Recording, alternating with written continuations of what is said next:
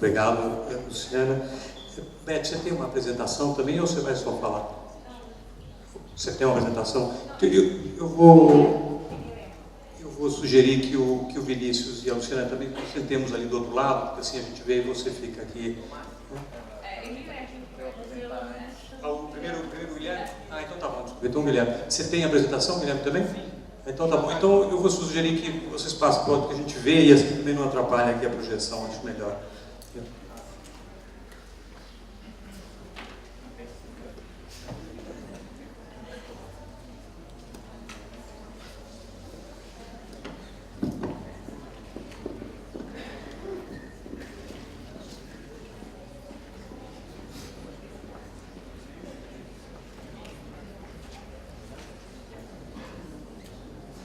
Olá, boa tarde a todos. Eu queria agradecer ao convite, saudar a todos os presentes e passarei logo a apresentação para que a gente não perca tempo. Farei a apresentação em inglês assim como foi pedido, tá? Muito bem.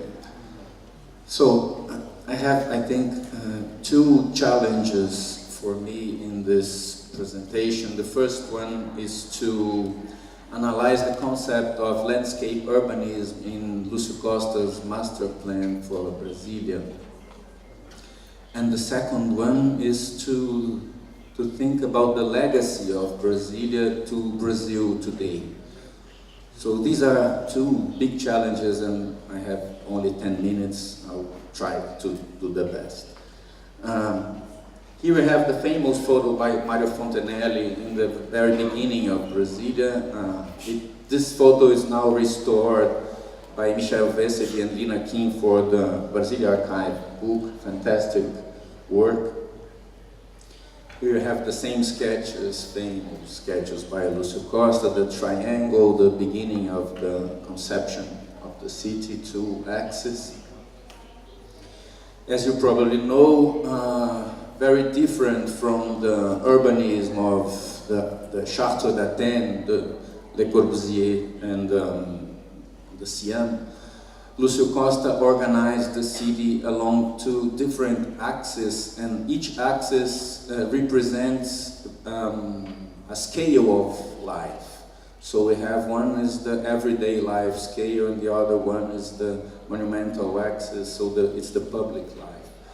And Lúcio Costa said that he wanted, in a discussion with Peter Smithson and Dennis Lasdell and Arthur Korn in '58 during the construction of Brasilia about new towns, he said he wanted a vision of Brasilia, people arriving in the city, coming from the great axis, and you don't see the city, you only see green, you only see a curtain, a green curtain of trees, continuous. And you only see the city arriving in the city center, so when you have the monumental axis. So this is the image of the city. The other one is superquadras, is everyday life, is inside, like urban cloisters, he said. It was his interpretation of the life in the colonial times, the small life and everyday, with schools and etc. You go walking. And other thing, very important in his plan, was three major influences. Lúcio Costa said in the memorial. First one is the Baroque plan of Versailles and Paris, of course. The second one is the Mall of London, the British influence of gardens. And the third one is the earthworks in China. So these terraces, these movements creating the landscapes that we can see very clearly in this photo, in the triangle of the Três Poderes Plaza. So for that we see very clearly in Brasilia influences like parkways.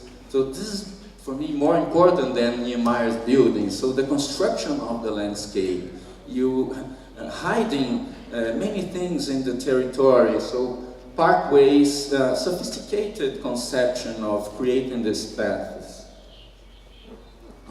So avoiding crosses, everything, so this is very known, you know, but these are beautiful pictures by Nelson Pon. These passages, the crossroads under the expressway, and also we have the pedestrian passages. So a complex system, different from Chandigarh, for example. This is another understanding. And this, very interesting, we see here in the big mall, in this big green space in the monumental axis, the small paths of people crossing in a space. Exactly, this is the monumental space, this is the image of the city, he said. So that's why many people says that it's not for people, it's a kind of metaphysical space. So really we see here a contrast of the human scale trying to go around, so like this, for example, and this eternal scale, right? It's really like an image of the eternity. So, thinking about the legacy of Brasilia, my point of view, I think there's no legacy of Brasilia to Brazil. I think Brasilia is an isolated example, and a good one, very good one. All of what happened after is a disaster. But Lúcio Costa designed the master plan for Barra da Tijuca in '69, so it was at that moment a kind of continuity and a conception of what could be a suburban extension of Rio, but what happened, it's not exactly what he imagined, so it's a total tragedy. And at the same time, in the 70s and in the 80s, when São Paulo built private condos like Alphaville, and the suburbanization and the sprawl did many bad things to the cities. So, but coming back to Lúcio Costa understanding, these are the drawings where exactly he tried to explain his ideas of urban cloisters. So the superquadras as closed spaces, looking to inside. So it was not exactly what was built, because in the beginning there were no trees, and after we have like this. So we have the buildings in the superquadra and the dispersion of trees, not exactly what Lúcio Costa wanted, the squares, the very, very clearly squares closed, looking to inside. So it was a kind of corruption of the design, and it caused a very important difference.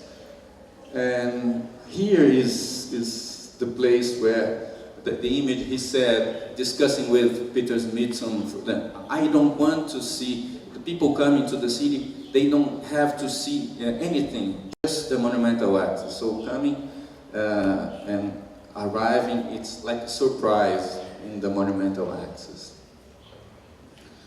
So that's why, for me, I think trying when in the anniversary of 50 years of Brasilia, we came again to rethink the legacy of Brasilia, and what I saw is, as you know, when Brasilia was built, it was a kind of the summit of a history of modernization. But just after Brasilia, in the 60s and in the 70s, it was the moment of the huge critics against the modern planning. So seeing these examples like authoritarian, bureaucratic, all of that. So for Brasilia, it was a sad story, because the city grew up in a moment when nobody liked it. But now we are facing a total reconsideration of this legacy. That's why I think when in the anniversary of 50 years we came back to Brasilia, and what I see is that Brasilia is today, of course I'm talking about the pilot plan and the superquadras, is a kind of oasis and a paradise compared to the rest of Brazil. Everything went to privatization, to condos, to security, what else? And in the superquadras you don't see anything like that. You really see transparent spaces, continuity, generosity, urban scale, and happy people living in their everyday life. That's it. Thank you very much.